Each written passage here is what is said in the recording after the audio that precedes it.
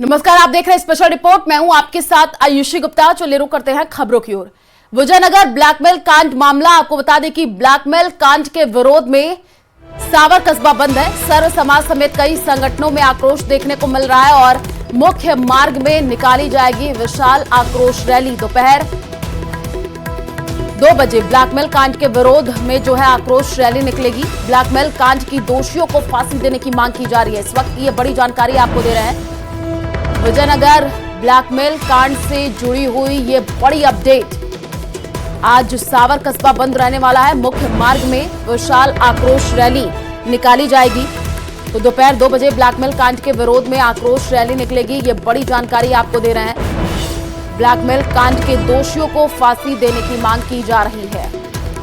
और ज्यादा जानकारी के लिए संवाददाता अशोक हमारे साथ लाइव जुड़े हुए हैं, उन्हीं का रुख कर लेते हैं। अशोक, 2 बजे का वो वक्त होगा जब विशाल आक्रोश रैली निकाली जाएगी। जरा तस्वीर दिखाइए और अपडेट दीजिए पूरे मामले में। जी बिल्कुल, अजमेर की बात करें या ब्यावर की बात करें, दोनों ही जिलों में विरोध मार्च निकाले जा रहे हैं, बंद रखा जा रहा है। सावर की बात करें तो वहां दोपहर 2 बजे विरोध रैली निकाली जाएगी। इस वक्त मैं खरवा क्षेत्र में हूं, जो ब्यावर जिले में पड़ता है। यह खरवा क्षेत्र जो मैं आपको सीधे तस्वीरें यहां पर दिखाना चाहूंगा, पूरा खरवा वो बंद रखा गया है। यहाँ पर दुकानें, जो छोटी दुकानें हों, चाहे बड़ी दुकानें हों, चाहे फल फ्रूट की हों, सब्जी मंडी हो, क्योंकि ये मुख्य हाईवे है जो ब्यावर और अजमेर को कनेक्ट करता है। और यहाँ पर तमाम जो दुकानें हैं वो बंद रखी गई है। केवल आवश्यक जो दुकानें हैं, चाहे डेयरी हो या फिर जो स्वास्थ्य सेवाएं हैं, उनको यहाँ पर चालू रखा गया है। बाकी तमाम जो दुकानें हैं उनको यहाँ पर बंद रखा गया है। और अपना विरोध जो यहाँ पर है वो खरवा निवासियों की ओर से जाहिर किया जा रहा है। ये मुख्य बाजार है यहाँ का और इसे बंद किया गया है। यहाँ के क्षेत्रवासियों से बातचीत कर लेते हैं, जान लेते हैं, क्योंकि विरोध स्वरूप यहाँ पर रामधुनी गाई जा रही है। शाम 4 बजे तक बंद का आह्वान किया गया है। और किस तरह से यह बंद रखा जाएगा और क्या यहाँ पर जो किया जाएगा? सर, हमने ये जो विजयनगर और ब्यावर में जो हत्या मामला हुआ है यौन शोषण का, उसके लिए ये प्रक्रिया करी है। और ये समस्त ग्रामवासी के सहयोग से हमने खरवा को बंद रखा है यहाँ पे। और ये हमारा 4 बजे तक बंद रहेगा। यहाँ फल फ्रूट, सब्जी की दुकानें, किराने की दुकानें, सारा व्यवसाय बंद है। केवल मेडिकल और डेयरी को छोड़ के सभी खुला है। तो सभी ग्रामवासी यहाँ मौजूद है और हम यहाँ भजन वगैरह का छोटा मोटा कार्यक्रम कर रहा है तेजाजी के मंदिर।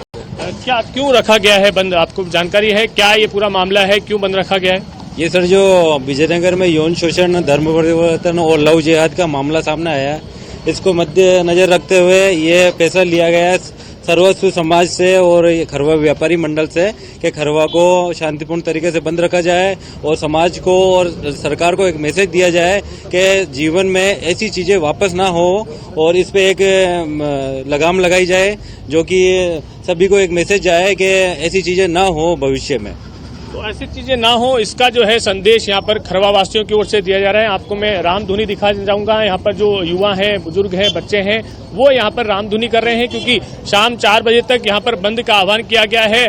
और रामधुनी गाकर जो है सभी को संकेत यहाँ पर दिया जा रहा है। पुलिस जो है लगातार मॉनिटरिंग कर रही है। आपको दिखाऊंगा, क्योंकि खरवा को बंद रखा गया है, ऐसे में पुलिस भी लगातार किसी तरह का यहाँ पर विरोध के दौरान कोई हंगामा ना हो, उसका ध्यान यहाँ पर रखा जा रहा है। ये एक मात्र जो दुकान है वो डेयरी की दुकान है, जो इस बंद के दौरान खुली रखी गई है। बाकी सभी दुकानें पर जो है यहाँ पर शाम 4 बजे तक ताला रहेगा। ये मुख्य मार्ग है खरवा और जो खरवा गांव का, जो अजमेर और जो जयपुर हो या फिर ब्यावर को जोड़ता है। तो ऐसे में आज जो है बंद का काफी असर जो अजमेर के अलग अलग इलाकों में देखने को मिल रहा है। अभी कुछ देर बाद हम आपको ब्यावर की तस्वीरें दिखाएंगे, जहां पर संपूर्ण बंद जो है ब्यावर शहर में रखा गया है। केकड़ी यहाँ पर बंद रखा गया है। साथ ही सावर जो कस्बा है वहां पर विरोध मार्च जो है दोपहर 2 बजे निकाला जाएगा। इसके साथ साथ जो अलग अलग उपखंड हैं वहां पर ये जो विरोध मार्च हैं वो निकाले जा रहे हैं। ये पूरा घटनाक्रम विजयनगर से जुड़ा हुआ है। विजयनगर में इस दौरान करीब 11 आरोपियों को पकड़ा गया है, जिसमें 3 नाबालिग हैं, 8 मुख्य आरोपी हैं। एक जो है आरोपी है उसको कल 5 दिन के रिमांड पर लिया गया है, जो सरगना बताया जा रहा है, जिसका नाम हाकिम कुरैशी है। वो व्यक्तियों को जो है अलग अलग जो आरोपी है उनको संरक्षण देने का काम कर रहा था और इस दौरान उससे कड़ी पूछताछ जो है वो की जानी है। तो ये पूरा प्रकरण जो है न केवल ब्लैकमेल कांड से जुड़ा हुआ है, बल्कि धर्म परिवर्तन से भी जुड़ा हुआ मामला सामने आ रहा है। तो इस पूरे विषय को लेकर जो है अलग अलग कस्बे वो बंद रखे गए हैं। चाहे ब्यावर की बात करें, चाहे केकड़ी की बात करें, अजमेर के कई जो उपखंड हैं उनमें बंद रखे गए हैं। और विरोध मार्च जो है लगातार यहाँ पर जो है जाहिर किया जा रहा है। तो फिलहाल ये खरवा की तस्वीरें हैं और अलग अलग तस्वीरें हम आपको अलग अलग जो शहर हैं या फिर कस्बे हैं वहाँ पर दिखाते रहेंगे। जी बिल्कुल अशोक, जो तस्वीरें आप दिखा रहे हैं, बाजार पूरी तरीके से बंद है, हम देख भी पा रहे हैं, लोगों की प्रतिक्रियाएं निकल करके सामने आ रही हैं, गजब का रोष भी उनमें देखने को मिल रहा है। जरा कुछ लोगों से और बातचीत करने की कोशिश कीजिएगा। जो आक्रोश रैली अभी निकाली जाएगी वो कहां से कहां तक निकाली जाएगी, और पुलिस प्रशासन की क्या टीमें मौके पर मौजूद है ताकि कोई माहौल खराब ना हो? जी बिल्कुल, पुलिस प्रशासन लगातार मॉनिटरिंग कर रही है। ये खरवा क्षेत्र है जहां पर दोपहर में रैली निकाली जाएगी और यहां के लोगों से अपील की जाएगी कि जो ब्लैकमेल कांड हुआ है उसे लेकर गतिरोध जो पूरे प्रदेश में फैला हुआ है उसको लेकर यहां पर बंद किया गया है, क्योंकि विजयनगर में हुआ है, विजयनगर के नजदीक खरवा है और ये ब्यावर जिले से जुड़ा हुआ मामला है। तो यहाँ के जो लोग हैं उनसे बातचीत कर लेते हैं, उनसे जानते हैं क्या इस दौरान किस तरह की गतिविधियां हैं, क्योंकि रामधुनी आप कर रहे हैं, कोई मार्च भी निकाला जाएगा, विरोध भी किया जाएगा। जी सर, आज ये सब रामधुनी जो भी युवा हैं, हम लोग हैं, सबने रामधुनी का भी प्रोग्राम रखा है जो आप देख ही रहे हैं। और ये अभी गांव में सब फिर के घूम के भी आएंगे, देख के भी आएंगे, कहीं कोई दुकानें बन गई तो उन्हें भी शांतिपूर्ण तरीके से कहेंगे कि भाई हम देख पा रहे हैं, और साथ ही साथ आरोपियों की जो है गिरफ्तारी हो और जो है फांसी की सजा दी जाए, ये लोगों की तरफ से कहा भी जा रहा है। आप इस पूरे मामले पर नजर बना करके रखिए, आगे आपसे अपडेट लेंगे। फिलहाल शुक्रिया तमाम जानकारी साझा करने के लिए, और चलिए रुक करते हैं अगली खबर की ओर। भारत ने पाकिस्तान को रौंदकर चैंपियंस ट्रॉफी में लगातार दूसरा मैच जीत लिया है, और भारत ने इस जीत के साथ ही सेमीफाइनल में अपनी जगह लगभग पक्की कर ली है। भारत ने दुबई में खेले गए मैच में पाकिस्तान को पहले 241 रन पर समेटा। इसके बाद महज 42.3 ओवर में 4 विकेट खोकर के लक्ष्य हासिल कर लिया। भारत की जीत के सबसे बड़े हीरो रहे विराट कोहली। कोहली ने 100 रन की नाबाद पारी खेली, उन्हें प्लेयर ऑफ द मैच चुना गया।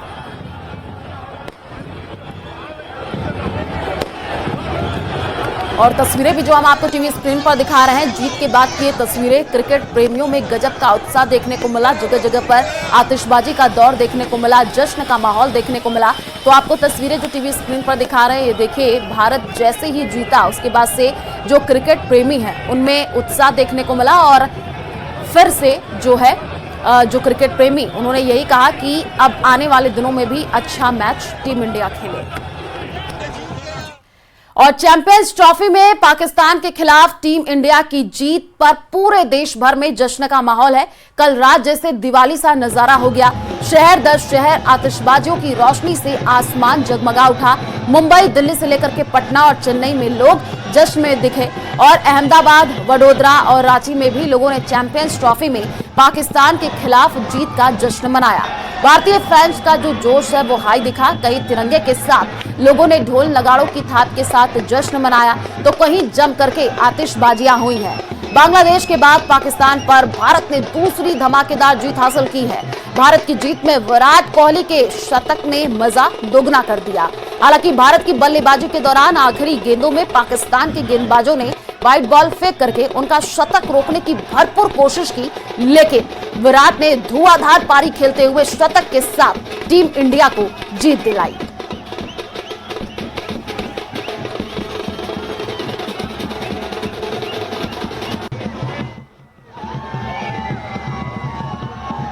और पाकिस्तान के खिलाफ टीम इंडिया की जीत, खासकर विराट के चले बल्ले को लेकर के भारतीय फैंस बेहद खुश हैं। आपको क्रिकेट फैंस का रिएक्शन सुनाते हैं। इनको हमेशा मुंह की खानी पड़ती है, चाहे वो सरहद की बात हो, चाहे हमारे सैनिक हो, चाहे हमारे खिलाड़ी हो, चाहे हर स्तर पे पाकिस्तान को धूल चटाने का काम भारत करता है हमेशा। जिस तरह से भारत विजय हुआ है, ये सभी भारतवासियों की विजय है, और सभी आम मानव बहुत खुश है इस विजय से। पाकिस्तान को धूल चटा दिया है भारत ने हर किसी क्षेत्र में, इसलिए हम सभी बहुत खुश हैं। आज हम पाकिस्तान को बताना चाहते हैं कि खेल का मैदान हो, सरहद का मैदान हो, बाप बाप ही रहेगा, बेटा बेटा ही रहेगा। और देश के दूसरे शहरों में लोगों ने पाकिस्तान को धूल चटाने और भारत की दमदार जीत पर क्या कहा, वो आपको सुनाते हैं।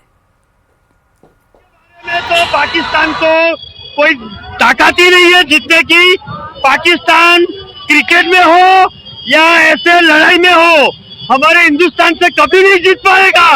हिंदुस्तान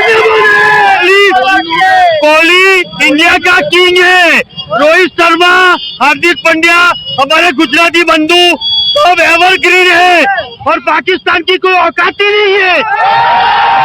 हमारे लिए खुशी का पल है, क्योंकि आज चैंपियन ट्रॉफी का बदला लिया है, 2017 का बदला लिया है इंडिया ने। आज इंडिया में बहुत पावर है। इंडिया दूसरों की पर्ची निकालने वालों की जब खुद की पर्ची निकल जाए तो कैसा होगा। दूसरे के बारे में बताने वाले बाबा के बारे में जब कोई और बता दे तो कैसा होगा। जी हाँ, कुछ ऐसा ही हुआ बाबा बागेश्वर के धाम में, जहां पर्ची तो निकली, लेकिन इस बार पर्ची बाबा बागेश्वर की निकली। और ये पर्ची किसने निकाली, ये रिपोर्ट देखिए।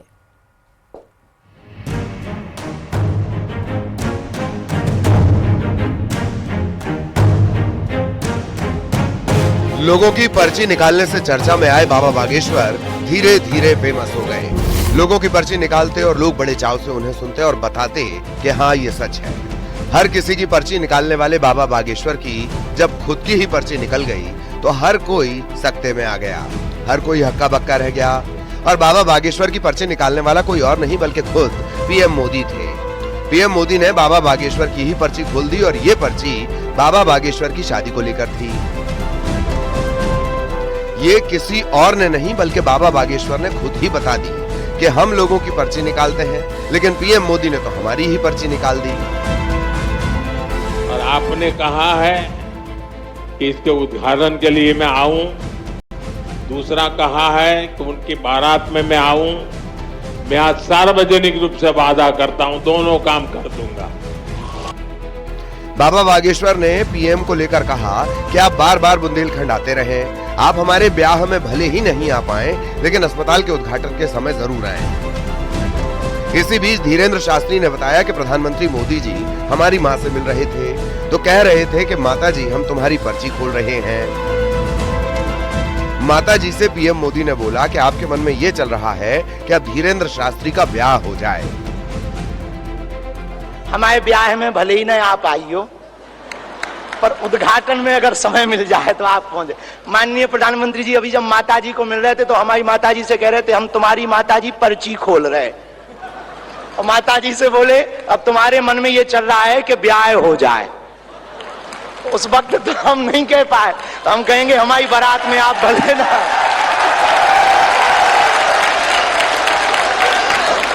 और हमने जब माता जी के प्रति आपका भाव देखा, सॉल लाए माता जी के लिए और हमें मिला संदेशा के 5 मिनट हम माता जी को मिले। हम माता जी का जैसे ही भाव माता जी के प्रति देखा, हमने वहीं बैठे बैठे प्रण लिया कि माननीय प्रधानमंत्री जी की माता जी के नाम से इस अस्पताल में एक वार्ड बनाया जाएगा। और आपने कहा है कि इसके उद्घाटन के लिए मैं आऊं, दूसरा कहा है कि उनकी बारात में मैं आऊं। मैं आज सार्वजनिक रूप से वादा करता हूं, दोनों काम कर दूंगा। आपको बता दें कि पीएम मोदी मध्य प्रदेश के छतरपुर में मौजूद बागेश्वर धाम पहुंचे थे। इस दौरान उन्होंने बागेश्वर धाम कैंसर चिकित्सा एवं विज्ञान अनुसंधान संस्थान की आधारशिला रखी। 200 करोड़ रुपए से अधिक की लागत से बनने वाले इस कैंसर अस्पताल में वंचित कैंसर रोगियों को मुफ्त उपचार मिलेगा। अत्याधुनिक मशीनें लगेंगी और विशेषज्ञ डॉक्टर भी होंगे। वहीं मंच से ही बाबा बागेश्वर ने बताया कि पीएम मोदी जी का संदेश हमें मिला कि वो हमारी माता जी से मिलना चाहते हैं, वो हमारी माता जी के लिए शॉल लेकर आए। प्रधानमंत्री मोदी का ये भाव देखकर धीरेन्द्र शास्त्री ने मंच से ही ऐलान किया कि बागेश्वर धाम अस्पताल में प्रधानमंत्री जी की मां के नाम से अस्पताल में एक वार्ड बनाया जाएगा। सनातन को लेकर एक तरफ जहां बाबा बागेश्वर हमेशा आवाज उठाते रहे हैं, वहीं दूसरी ओर पीएम मोदी भी इसे लेकर कोई कोर कसर नहीं छोड़ते। पीएम मोदी भी हिंदू आस्था पर चोट पहुंचाने वालों पर करारा वार करते हैं। वहीं पीएम ने मंच से बोलते हुए कहा कि नेताओं का एक वर्ग ऐसा है जो धर्म का उपहास करता है। कई बार विदेशी ताकतें भी इनका साथ देकर देश और धर्म को कमजोर करने की कोशिश करती दिखती हैं। कि नेताओं का एक वर्ग ऐसा है जो धर्म का मखौल उड़ाता है, उपहास उड़ाता है, लोगों को तोड़ने में जुटा है। और बहुत बार विदेशी ताकतें भी इन लोगों का साथ देकर देश और धर्म को कमजोर करने की कोशिश करती दिखती है। बागेश्वर धाम में पीएम मोदी और बाबा बागेश्वर की एक खास बॉन्डिंग देखने को मिलती है। दोनों की छवि हिंदुत्व को लेकर है। वहीं दोनों लास्ट में एक दूसरे का हाथ पकड़कर जाते हुए भी देखे गए। धीरेन्द्र शास्त्री ने पीएम मोदी का गर्मजोशी से स्वागत भी किया था। न्यूज़ 18 मध्य प्रदेश छत्तीसगढ़ के लिए ब्यूरो रिपोर्ट।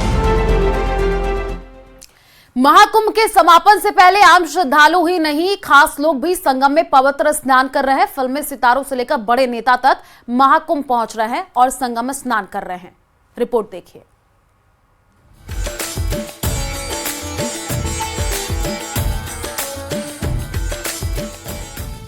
त्रिवेणी संगम पर स्नान की तस्वीरें मशहूर गायक कैलाश खेर की हैं। बॉलीवुड स्टार्स लगातार महाकुंभ पहुंच रहे हैं और इस महापर्व में शामिल हो रहे हैं। हर किसी की इच्छा है कि वर्षों बाद मिले इस अद्भुत संयोग पर पावन स्नान कर पुण्य लाभ कमाएं। कैलाश खेर अपने गीत के जरिए समा बांधने में माहिर हैं और जब प्रयागराज पहुंचे तो अपने अंदाज में महाकुंभ की भव्यता की जमकर सराहना की और कहा कि इस तरह का आयोजन विश्व में कहीं और देखने को नहीं मिलता है। देव अवतरण हो और वो देव आपको ऐसे छुएं तो ऐसी अनुभूति हो रही है। बड़ों से सुना था कि जब तीर्थ में जाएंगे तो कई दिन लगते थे, हमको तो 10 ही घंटे लगे कुल। हम लखनऊ से रात 12 बजे चले बाई रोड और 10 बजे पहुंच भी गए। तो हे मेरे दाता, समय कितना बदल दिया आपने, युग कितने बदल गए। क्योंकि मेरा भारत जो है ये आस्था की धरती है। आस्था जहाँ होती है वहाँ कई कई पीढ़ियां साथ रहती हैं। अब जरा शनिवार दोपहर की इस तस्वीर पर भी नजर डालिए। बॉलीवुड की मशहूर एक्ट्रेस तमन्ना भाटिया भी परिवार के साथ त्रिवेणी संगम पर स्नान के लिए पहुंची। परिवार के सदस्यों के साथ गंगा पूजन किया और दान पुण्य में हिस्सा लिया। तमन्ना भाटिया ने बेहद साधारण अंदाज में पूजा अर्चना की और इस महापर्व में शामिल होने पर खुद को सौभाग्यशाली बताया। बीजेपी नेता और सांसद संबित पात्रा भी महाकुंभ स्नान के लिए पहुंचे। संबित पात्रा ने कहा कि यहां आना और पवित्र स्नान करना सौभाग्य की बात है। संबित पात्रा ने पुरी से प्रयागराज की यात्रा का जिक्र करते हुए कहा कि यहां आकर महसूस हुआ कि जन्मों के पुण्य से ही महाकुंभ संगम स्नान का अवसर मिलता है। ये तो जन्मों का पुण्य होता है जब मनुष्य को महाकुंभ में और वो भी प्रयागराज में आके स्नान करने का, डुबकी लगाने का मौका मिलता है। यह सुअवसर आज मुझे प्रदान हुआ है। मैं बहुत धन्यवाद देता हूं जगन्नाथ जी का कि उन्होंने मुझे ये मौका दिया यहाँ प्रयागराज आने का। पुरी से प्रयागराज तक का आज हमने सफर तय किया है और यहाँ जिस प्रकार की व्यवस्थाएं हैं वो अपने आप में अभूतपूर्व है। इस प्रकार की व्यवस्थाएं न भूतो न भविष्यति।